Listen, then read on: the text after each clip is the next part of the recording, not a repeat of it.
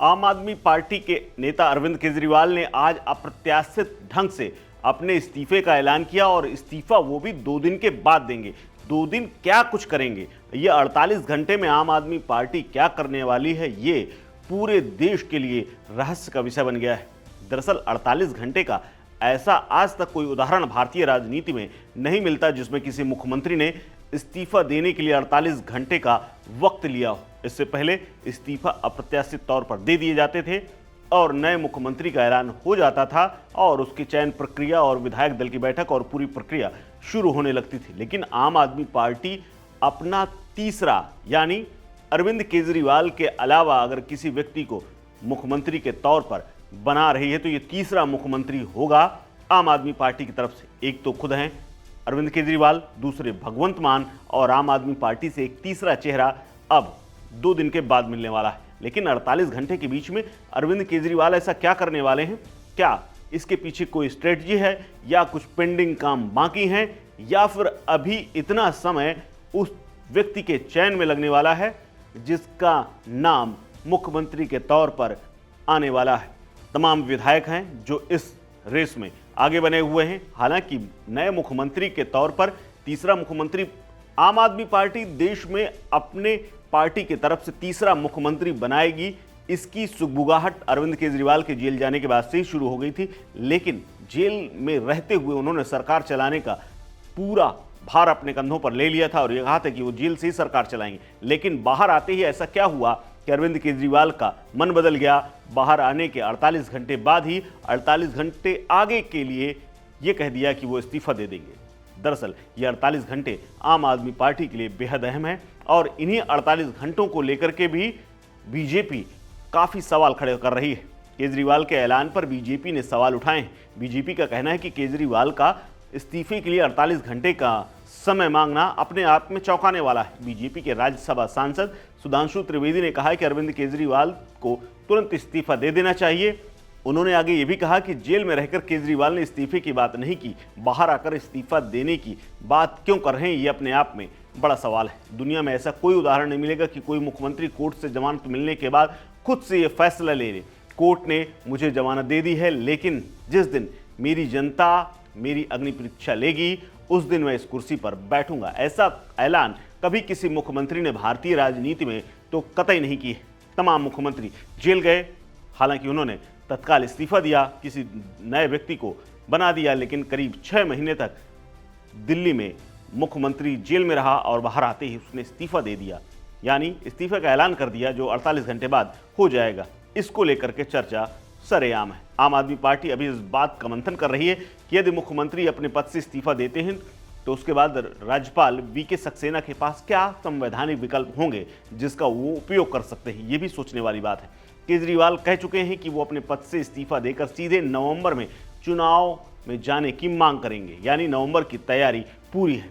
अरविंद केजरीवाल ने जिस ढंग से इस्तीफे का ऐलान किया है उससे बीजेपी को भी समझ में नहीं आ रहा कि आगे की स्ट्रेटजी वो क्या करे, क्योंकि अरविंद केजरीवाल ने ऐलान कर दिया है और ऐसा लगता है जैसे वो पूरी तरह से चुनाव की तैयारी में जुट जाएंगे। लेकिन बीजेपी तो अभी इस फैसले के लिए कतई तैयार नहीं थी। वो जेल जाने के साथ ही इस्तीफा मांग रही थी, लेकिन जेल से आने के बाद अरविंद केजरीवाल ने जिस तरह से बीजेपी की मांग पूरी की है वो उसके समझ से बाहर है।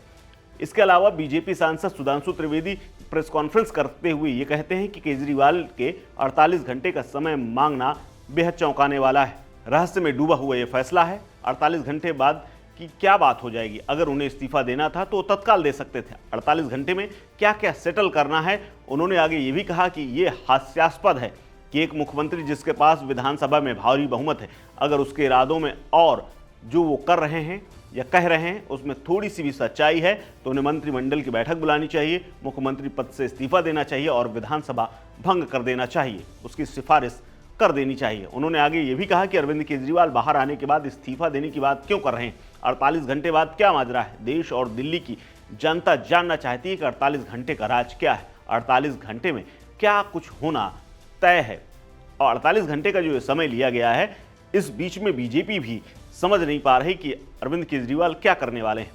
इसके अलावा चर्चाएं तो तमाम हैं कि वो किसी महिला को मुख्यमंत्री बना सकते हैं, जिनमें आतिशी और उनकी पत्नी सुनीता केजरीवाल का नाम है।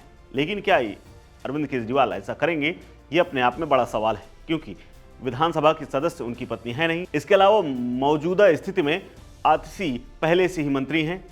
अगर वो मुख्यमंत्री पद का भार संभालती हैं तो अरविंद केजरीवाल और मनीष सिसोदिया, जो कि पूर्व उप मुख्यमंत्री हैं, वो दोनों प्रचार प्रसार में जुट जाएंगे। क्या उन्होंने कुछ फैसले लेने अभी बाकी हैं, इसलिए उन्होंने 48 घंटे का समय लिया है, या कुछ बात और है?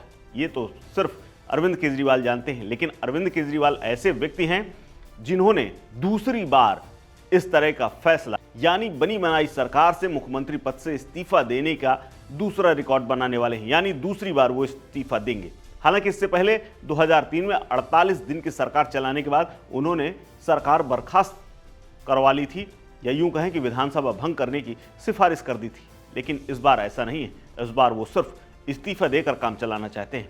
अब ऐसे में सवाल ये भी है कि केजरीवाल अपने पद से इस्तीफा दे रहे हैं तो उसके बाद अगला कौन होगा?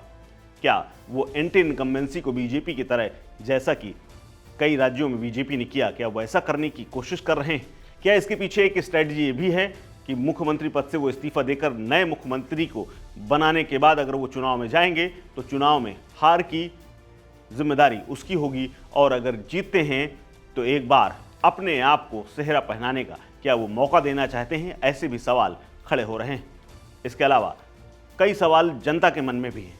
उनका ये भी कहना है कि अचानक ही अरविंद केजरीवाल ने अपने पद से इस्तीफा देने का ऐलान किया है, तो ऐसे में एक बड़ा मुद्दा बीजेपी के हाथ से भी छिनता हुआ नजर आ रहा है, वो है नैतिकता का। क्योंकि बीजेपी लगातार नैतिकता के आधार पर केजरीवाल से इस्तीफा मांग रही थी, लेकिन अरविंद केजरीवाल ने जेल में रहते हुए इस्तीफा नहीं दिया। लेकिन अब उसी मुद्दे पर अरविंद केजरीवाल अपने आप को पाक साफ और जनता का साथ मांगते हुए इस्तीफा दे रहे हैं। ऐसे में क्या एंटी इनकम्बेंसी को कम करना चाहते हैं? ये भी अपने आप में बड़ा सवाल है। दरअसल शराब घोटाले में करीब 156 दिनों तक जेल काटने के बाद अरविंद केजरीवाल ने इस्तीफा नहीं दिया, तो ऐसे में उनकी छवि प्रभावित हुई है या नहीं, ये भी अपने आप में पता चल जाएगा। कहीं ना कहीं बीजेपी को इसका लाभ मिल रहा था, लेकिन अब इस्तीफा दे देते हैं तो बीजेपी जिस मुद्दे पर चुनाव लड़ने की और बढ़त की योजना बना रही थी, अचानक अरविंद केजरीवाल के इस्तीफा देने के बाद वो बाजी पूरी तरह से पलट गई है। इससे पहले अरविंद केजरीवाल ने सुबह करीब आम आदमी पार्टी के कार्यकर्ताओं को संबोधित करते हुए अपने इस्तीफे का ऐलान किया था, और उन्होंने कहा था कि मैं 2 दिन के बाद मुख्यमंत्री पद से इस्तीफा देने जा रहा हूं। जब तक लोग अपना फैसला नहीं सुना देते,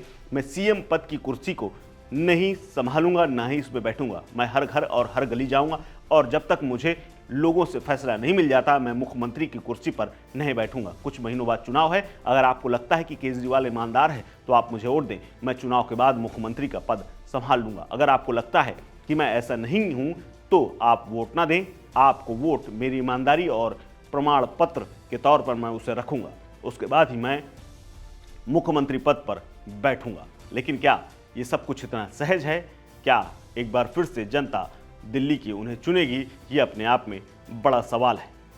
इस खबर में फिलहाल इतना ही। अपडेट्स के लिए बने रहिए वन इंडिया हिंदी के साथ। नमस्कार।